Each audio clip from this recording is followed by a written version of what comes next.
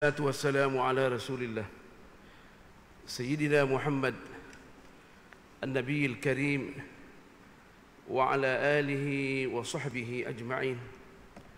أما بعد فإن أصدق الحديث كتاب الله وخير الهدي هدي محمد صلى الله عليه وآله وسلم وشر الأمور محدثاتها وكل محدثة بدعة وكل بدعة ضلالة وكل ضلالة في النار أو كما قال صلى الله عليه وآله وسلم.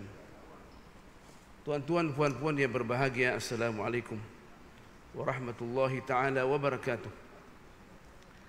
Segala puji bagi Allah subhanahu wa ta'ala yang sudi mempertemukan kita kembali dalam kajian At-Tasawuf Al-Islami ala minhaji ahli sunnati wal jamaah. Tasawuf mengikut konsep ahlu sunnah wal jamaah. Maksud konsep ahlu sunnah wal jamaah apa yang telah digariskan oleh Al-Quran dan As-Sunnatun Nabawiyah, ijma' dan qiyas. Kita melihat apa yang telah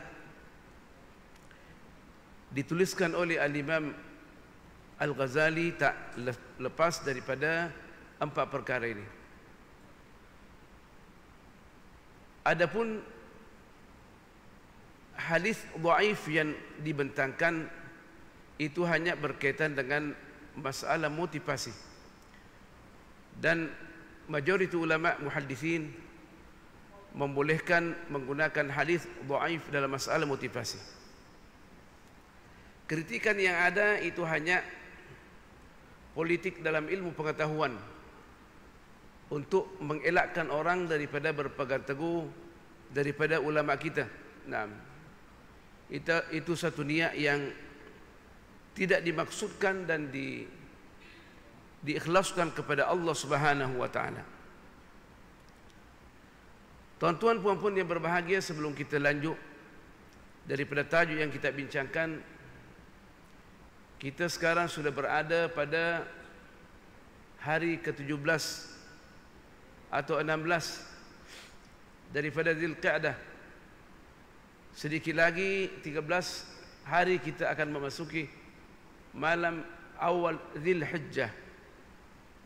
Nah, yang mana kita ditekankan disuruh bersiap siaga supaya kita boleh beramal pada 10 awal malam atau hari daripada Dzulhijjah, yang mana hari-hari ini merupakan hari penentuan untuk kita menjadikan diri kita sebagai orang yang dipilih oleh Allah Subhanahu wa taala, yakni wali. Nah, kita telah membincangkan benda ini pada Jumaat yang telah lalu, dan kemungkinan akan kita bincangkan balik pada Jumaat akan datang. Walau bagaimanapun, setiap mukaddimah kita peringatkan supaya kita berhati-hati. Tengok kalendar, siapa tahu Allah menerima kita. Nah, Allah menerima kita dalam satu detik jenak kita berzikir, Allah menerima kita. Nah, kerana Rasulullah sallallahu alaihi wasallam bersabda, Allah meneburkan pada hari-hari tertentu butiran rahmat dia dan butiran berkat dia. Mudah-mudahan, kata Rasulullah sallallahu alaihi wa alihi wasallam, seorang daripada kamu memperolehi satu butiran, maka dia tidak akan sengsara selama-lamanya. Amalan yang saleh yang kita dituntut apa saja yang mendekatkan daripada Allah, mendekatkan diri kita kepada Allah Subhanahu wa taala. Kita berzikir, kita bertahmid, kita istighfar, selawat kepada Rasulullah sallallahu alaihi wasallam, baca Quran, ikut majlis ilmu. Seperti sekarang ini kita mendengarkan ilmu. Mendengarkan ilmu ini merupakan satu kewajiban. Nah, apalagi kita membincangkan tentang khulasatul Islam, kesimpulan Islam. Tentunya tajuk kita pada siang hari ini adalah berkaitan dengan al-adat atau al-muamalat. Nah, Al-Imam Ghazali membagi 4 kitab dia, Al-Ibadat wal-Adat. Adat maksudnya muamalat, lebih luas daripada muamalat. Nah, sebab dia bincangkan mengenai bagaimana kita makan, bagaimana tidur, bagaimana bergaul, lebih luas lagi. Nah, dan akan dijelaskan bila mana adat itu kita laksanakan kerana Allah Subhanahu wa taala, demi untuk mendekatkan diri kepada Allah Subhanahu wa taala, maka dia termasuk ibadah.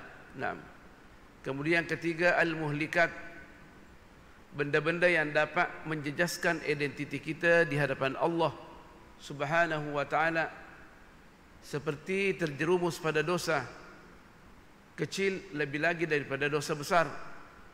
Kemudian al-munjiyat, yang dapat menyelamatkan kita. Ini yang dimaksud dengan realiti ilmi tasawuf. Nah, realiti ilmi tasawuf.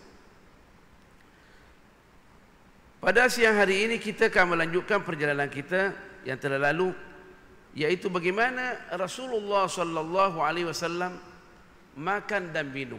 Nah, kata Imam Ghazali, faman yuqdimu 'ala al-akli liyasta'ina bihi 'ala al-'ilmi wal 'amali, na'am, wa yaqwa bihi 'ala at-taqwa, fala yanbaghi an yatruka nafsahu muhmalan sudan.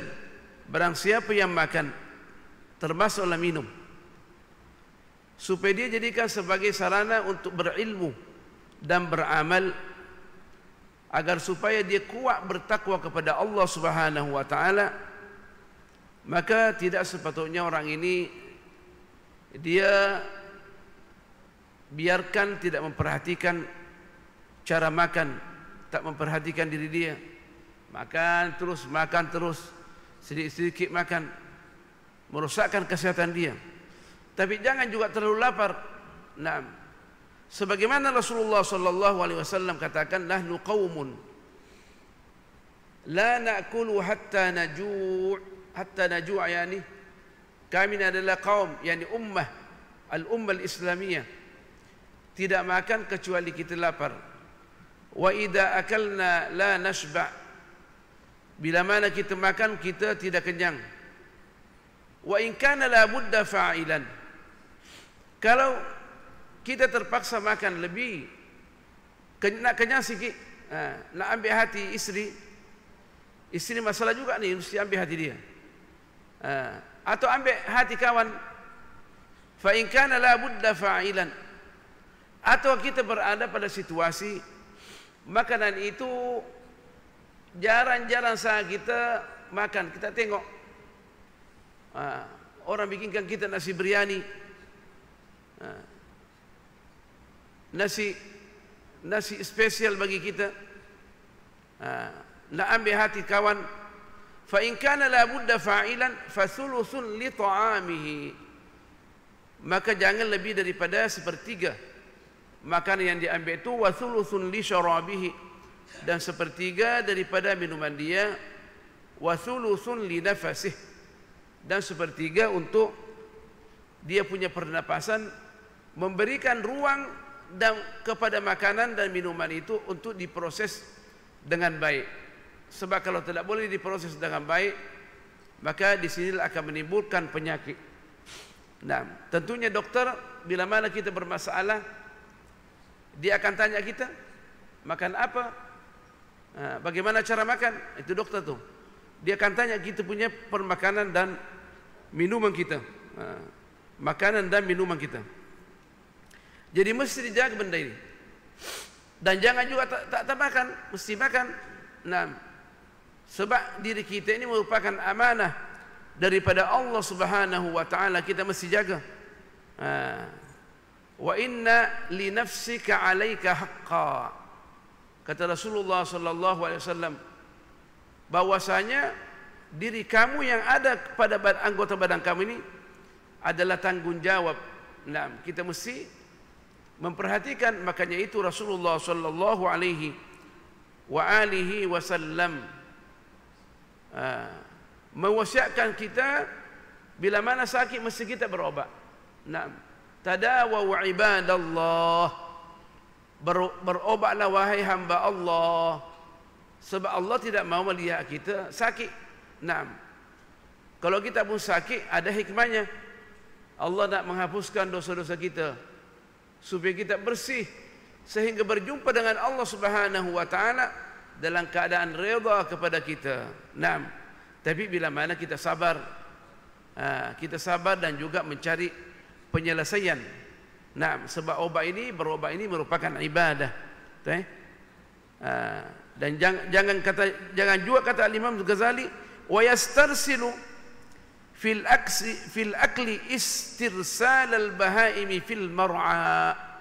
Jangan juga dia makan terus macam binatang ternak. Bila mana di tempat rumah makan terus non stop dia makan. Naam. Fa inna ma huwa zari'atun ila ad-din wa wasilatun ilaihi yanbaghi an tadhhara anwarud dini alaihi. Segala apa yang menjadi sarana untuk melaksanakan tuntutan agama, maka cahaya agama itu mestilah nampak waktu dia makan.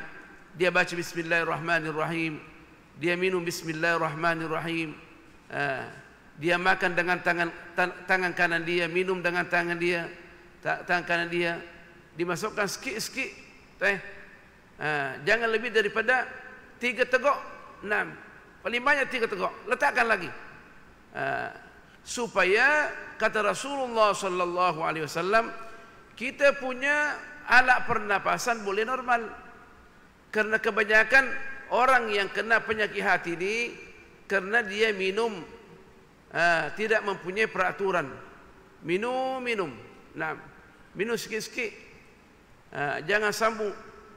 Macam tengok kawan tu kita di Mesir, Pepsi Cola tu 7 Up 1 botol. 1 teguk saja. Itu membahayakan. Bahkan nanti akan dijelaskan oleh Imam Ghazali, waktu minum itu kalau perlu 1 teguk bismillahirrahmanirrahim. Minum lagi bismillahirrahmanirrahim. Alhamdulillahirabbil alamin. Minum lagi bismillahirrahmanirrahim. Alhamdulillahirabbil alamin arrahmanirrahim. Jadi begitulah. Supaya apa? Kita makan, kita minum dan juga ibadah kepada Allah Subhanahu wa taala. Naam. Sebab kita dituntut supaya segala pernapasan kita semua merupakan sarana untuk sampai kepada Allah Subhanahu wa taala. Saya pernah membaca kitab di Mesir namanya Anfasur Rahman. Kalau diterjemahkan literal, napas-napas Allah yang Maha Pengasih. Tak begitu. Maksudnya segala pernapasan kita yang kita gunakan karena Allah Subhanahu wa taala mendapatkan pahala di sisi Allah Subhanahu wa taala. Orang boleh kritik, ini siapa pula yang tulis buku kitab mengaruk bid'ah Anfasur Rahman, napas-napas Ar-Rahman. Tak begitu. Maksudnya napas-napas yang kita hembuskan karena Allah Subhanahu wa taala mendapat penilaian yang tinggi di sisi Allah Subhanahu wa taala. Makanya segala tingkah laku kita mestilah nampak kesan bacaan kita dan kesan apa yang kita dengar daripada tok guru kita yang berkaitan dengan agama. Maka di sini kehidupan kita dapat diberikan rahmat, dirahmati oleh Allah Subhanahu wa taala. Kata Imam Ghazali, fa inna ma huwa dhari'atun fid dini ila ad-dini wa wasilatun ilaihi yanbaghi an tadhhara anwarud dini alaihi. Naam. Rasulullah sallallahu alaihi wasallam dimanapun berada duduk, dia berusaha menghadap kiblat. Dia akan cari kiblat di mana. Naam. Supaya duduk pun dia, baginda sallallahu alaihi wasallam nak makan, menghadap Allah Subhanahu wa taala, menghadap kiblat. Naam. Kita tak mengatakan Allah itu ada pada satu arah, tapi kita dalam solat disuruh berkiblat ke Kaabah, menunjukkan arah kiblat itu mempunyai peranan yang penting di dalam menentukan perjalanan kita menuju kepada Allah Subhanahu wa taala. Orang yang senantiasa mencari di mana kiblat, tentu orang ini adalah orang yang beragama, tinggi agama dia. Perhatian dia tinggi terhadap Islam. Jadi itu yang seperti ini kita mesti perlihatkan. Apalagi kita ini membawa namanya message Islam. Semua orang yang membawa message Islam mestilah memperlihatkan kesan-kesan apa yang telah dibaca, kesan-kesan apa yang telah didengar daripada ulama-ulama kita, daripada Al-Quran dan hadis. Jangan sampai kita tasbih di tangan, Al-Quran di koceho, tapi kita makan dengan tangan kiri. Allah, saya pernah tawar seorang hafal Quran, la yasuh ya mulana, dengan antum tangan makan tangan kanan dengan tangan kiri. Dia kata apa? Untuk apa Allah Subhanahu wa taala menciptakan tangan kiri saya? Allahu akbar. Allah. Naam. Kanan dan kiri. Naam. Jadi dia menggunakan akal pikiran dia. Ini orang yang bermasalah. Naam. Jadi itulah kata Al-Imam Al-Ghazali, ilmu yang kita pelajari, yang sedikit kita amalkan, cukup untuk sampai kepada Allah Subhanahu wa taala. Daripada ilmu yang banyak menjadi musuh bagi kita waktu berjumpa dengan Allah Subhanahu wa taala. Bukan masalah agama yang wajib saja. Wa innama anwarud dini adabuhu wa sunanuhu. Cahaya agama ini ditengok daripada adat-adat dan sunat dia. Orang masuk di masjid pakai sarung sampai di pusat, tutup pusat sikit dan lutut, sah solat dia. Nah, sah solat dia. Dia masuk masjid. Orang larang dia, apalagi ada orang besar sini. Nah, sultan datang, dia bilang, saya sudah tutup aurat. Dari segi fikih Islami sah. Kenapa kau pula larang aku masuk masjid? Dia tak memperhatikan bahawa adab-adab ini adalah merupakan kesimpulan Islam. Al-Quran mengatakan, khuzu zinatakum inda kulli masjidin. Ambillah hiasan kamu setiap kita pergi ke masjid, rumah Allah Subhanahu wa taala. Kita nak pergi kenduri, ambil pakaian yang cukup hebat. Pergi rumah Allah Subhanahu wa taala, kita pakai apa saja sehingga menarik perhatian orang. Orang berdosa kerana kita. Pakailah pakaian yang indah. Kita pakai syal, kita pakai serban ke, pakai songkok. Tak pakai songkok tak apa. Sah. Tapi tentunya adab-adab agama kita pakai songkok, kita pakai syal, dan apa-apa yang digalakkan supaya kita yakin, kita terasa Allah redha. Memang kita tidak tahu, tadi bincang dengan kawan-kawan, bagaimana kita nak mengetahui Allah terima ibadah kita. Memang tidak ada orang yang tahu, tapi ada perasaan dalam hati nurani kita bahwa Allah terima saya. Perjalanan saya, kita tengok percakapan kita, cakap molek dengan orang, senantiasa menjaga waktu kita nak berzikir, itu maksudnya Allah terima kita. Nah, sedikit-sedikit orang bercakap agama dibantah, itu maksudnya Allah tak terima kita. Nah, jadi kita nak supaya langkah-langkah kita ini diberkati oleh Allah Subhanahu wa taala. Innama anwarud dini adabuhu wa sunanuhu. Sesungguhnya cahaya agama itu ada adab dan akhlak dia, sunnah-sunnah dia yang kita laksanakan.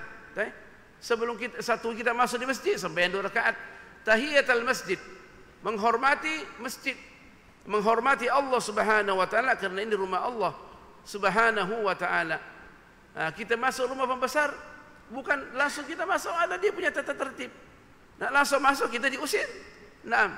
Ini masuk rumah Allah Subhanahu wa taala, mesti ada tata tertib. Naam. Supaya kita nampak katanya bahawa itulah cahaya agama. Allati yuzammul 'abdu bi zimamiha wa yuljamul muttaqi bi lijamiha. Yang mana orang yang bertakwa ini, hamba yang setia, dia akan ikut dengan peraturan-peraturan akhlak yang mulia itu dan sunnah-sunnah itu. Hatta yattazina bi mizanis syar'i. Di sini dia tahqiqkan syahwat at-ta'ami, tapi saya rasa kurang tepat dia punya tahqiq ni. Hatta yattazina bi mizanis syar'i syahwatut ta'ami. Syahwatut ta'ami lahu, mesti di dhamma di situ. Tak tahu kenapa dia fathah. Alasannya apa? Sebab dia punya pelaku adalah hatta yattazina bi mizanis syar'i supaya syahwat makanan dia. Waktu dia nak makan, waktu ni ada berhenti mengikut ukuran syarak. Nah, mengikut apa yang dituntut oleh syarak, dan ini dikatakan metodologi. Metodologi bukan saja kita dalam kajian, metodologi di dalam kita makan, metodologi cara. Nah, waktu kita minum, waktu kita nak buang air, bagaimana nak meletakkan kaki kita, bagaimana kita nak masuk jambang dengan kaki kiri, waktu keluar kaki kanan, itu semua ada arti dari segi ilmu kesehatan. Ulama doktor yang bahas tentang itu. Fayasira bisababiha madfa'atan lil wizri wa majlabatan lil ajri, sehingga apa yang dilakukan itu melalui cara-cara yang baik itu dapat mengelakkan dia daripada terjerumus pada perbuatan dosa dan merupakan sumber pahala. Kerana sunat-sunat ni, bukankah kita nanti di akhirat orang melihat dia punya pahala yang banyak, dia tak boleh ambil munafat dari pahala dia. Kenapa? Karena sistem pelaksanaan tidak betul. Nah, ada orang dia punya amalan sedikit saja, tapi Allah kembangkan. Kenapa? Karena dengan cara yang baik. Dengan cara yang baik. Bila mana dia rokok dengan baik. Subhana rabbiyal azimi, atau ditambah wa bihamdihi, dia membayangkan kebesaran Allah Subhanahu wa taala. Dikatakan orang yang begini kalah daripada orang yang sembahyang 1000 rakaat semalam. Dia sekali aja, dia sujud subhana rabbiyal a'la, dia bayangkan bahawa dialah yang paling rendah dan Allah yang paling tinggi. Tidak ada yang paling tinggi kecuali Allah Subhanahu wa taala, zahiran wa batinan. Orang ini meskipun sembahyang 2 rakaat lebih hebat solat dia daripada 1000 rakaat, karena Islam lebih memfokuskan kepada kualiti bukan kepada kuantiti. Meskipun kuantiti juga dituntut.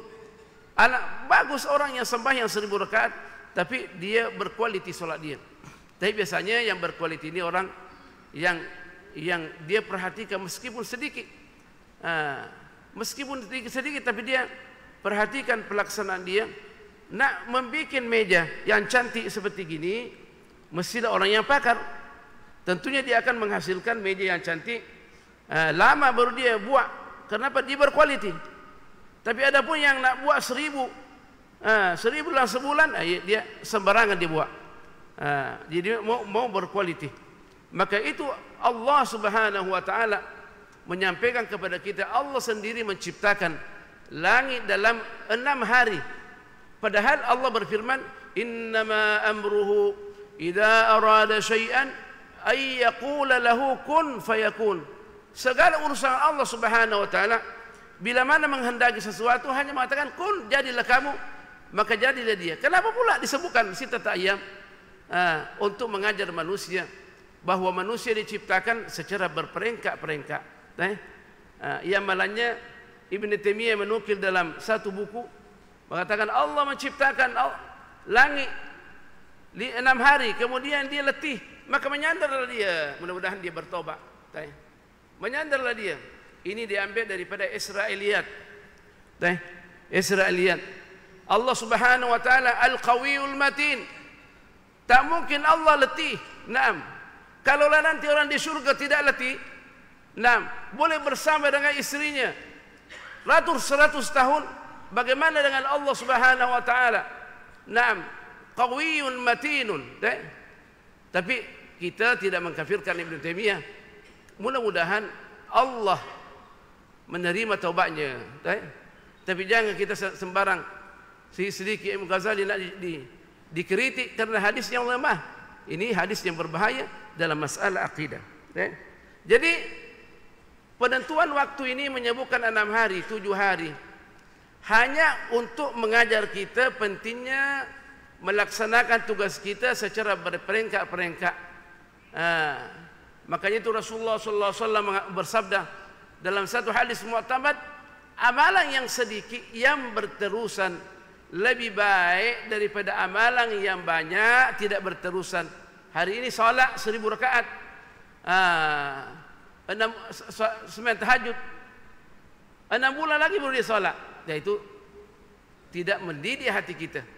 Tidak mendidih hati kita. Kita nak biarlah 2 rakaat sembahyang tahajud, tapi kita laksanakan dengan baik secara berterusan supaya Allah kita connecting dengan Allah, senantiasa connecting dengan Allah Subhanahu wa taala. Lakukanlah benda-benda yang meskipun sedikit tapi dia secara kontinu dan berkualiti, dan berkualiti. Itu yang dimaksudkan oleh Rasulullah sallallahu alaihi wasallam. Siapa tahu amalan yang sedikit itulah yang menjadi husnul khatimah. Ya arhamar rahimin. Kita nak yang sedikit itulah yang kita jaga. Allah boleh menutup akhir umur kita dengan penutup yang baik. Allah menerima kita. Bila mana Allah terima kita, maka kita orang yang paling berbahagia. Karena setelah itu Allah akan, meskipun amalan kita sedikit, dianggap banyak di sisi Allah Subhanahu wa taala. Wa in kana fiha awfa hazzin lin nafsi majlabatan fayasira bisababiha madfa'atan lil wizri wa majlabatan lil ajri. Wa in kana fiha hazzun awfa hazzin lin nafsi, meskipun kita kalau beramal, kita kadang kita nak makan ni, nak makan banyak kedua ni, minum, tetapi kalau kita ikut adab cara-cara yang baik, maka Allah akan menjaga kita punya hati, menjaga kita menjadi husnul khatimah. Tapi sebaiknya waktu kita makan, kita janganlah seperti tak pernah tengok makanan sebulan. Tapi ini adalah manusia yang bercakap pun sama saja.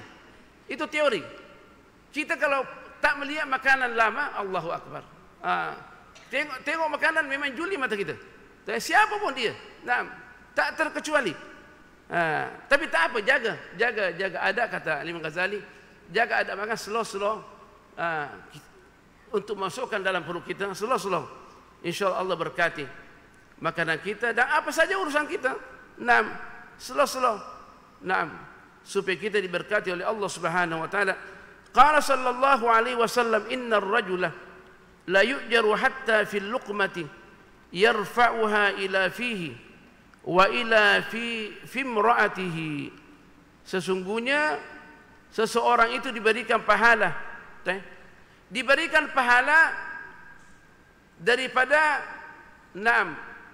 daripada makanan yang dimasukkan di dalam mulut dia. Dia masukkan meskipun satu sudu, dia masukkan dengan cara yang baik. Dengan cara yang baik dia masukkan di dalam mulut dia, insyaallah dengan cara yang baik dia dapat pahala.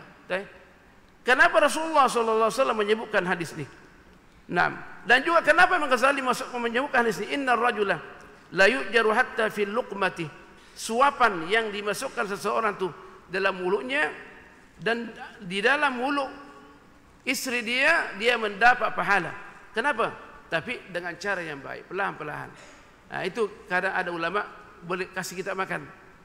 Kita nak ambil hati sedikit, kita kasih masuk di mulut dia. Rasa cinta kepada istri kita, dia sayang kita, kita sayang dia. Itu yang dimaukan oleh Islam. Zahirnya hadis ni. Tapi termasuklah bila mana kita mencari nafkah dan memberikan biaya makanan minuman kepada istri kita dan anak kita. Yang dimakan itu adalah kita mendapat pahala. Tapi di sini diperhatikan adabnya, hatta kita memasukkan makanan, sesuap makanan masukkan di mulut kita perlahan-perlahan. Makanya Rasulullah SAW 3 jari dia. Tentunya Rasulullah makan dengan roti, kita nasi, tentunya nak ke sini berat juga. Itu adanya Rasulullah sallallahu alaihi wasallam, menunjukkan ambil sedikit-sedikit. Kalau kita boleh ambil nasi sebegini, tapi kita ambil gini, maksudnya ambillah sedikit. Takkan nak ambil satu genggam besar masukkan sampai kumisnya pun jenggotnya penuh dengan nasi, kan itu kan bermasalah. Saya di Asia ini saya tak tengok. Di tempat lain saya tengok dah. Kumis pun penuh dengan apa namanya, dengan nasi. Allahu Akbar. Ini yang dicela oleh Islam. kita mesti ada cara kita nak meletakkan nasi di mulut kita. Naam. Ialah ala bisa kerana biasa. Naam, kerana kebiasaan kita begitu, alhamdulillah. Kebiasaan kita kalau makan artinya kita makan mengikut sistem. Alhamdulillah, itu kita artinya masih dijaga lagi lah. Naam. Jadi mengatakan innar rajula la yu'jaru. Allah, habis tadi. La yu'jaru hatta fi luqmati yarfa'uha ila fihi wa ila fi imratihi wa innama dzalika rafa'aha bid-dini walid-dini, kata Imam Ghazali. Ini kita akan akhiri. Dia mengangkat tangan dia masuk mulut dia dan mulut isteri dia bid-dini, dengan cara yang apa yang diajarkan oleh agama. Lid-dini, dan untuk menjaga agama. Memperlihatkan bahawa beginilah sistem Islam makan, beginilah Rasulullah makan, dan beginilah Allah ajarkan Rasulnya makan. Bidini, dengan cara agama dia belajar, begitulah Rasulullah belajar daripada Jibril alaihissalam. Untuk apa? Supaya diangkat bahawa agama itu semuanya tata tertib, cukup indah. Mura'iyan fihi adabahu wa wadha'ifahu, untuk menjaga demi untuk menjaga adab-adab daripada cara makan dan minum. Tuan-tuan puan-puan yang berbahagia, itu yang dapat disampaikan. Mudah-mudahan kita mendapat pahala dengan mendengarkan ceramah ini, apalagi kita berada pada syahrul Dzulqa'dah al-Muharram. Subhanakallah bihamdik, nashhadu an la ilaha illa ant, nastaghfiruka wa natubu ilaik. Bismillahirrahmanirrahim. Wal 'ashr innal insana lafi khusr illa alladhina amanu wa 'amilus shalihat wa tawasaw bil haqqi wa tawasaw bis sabr.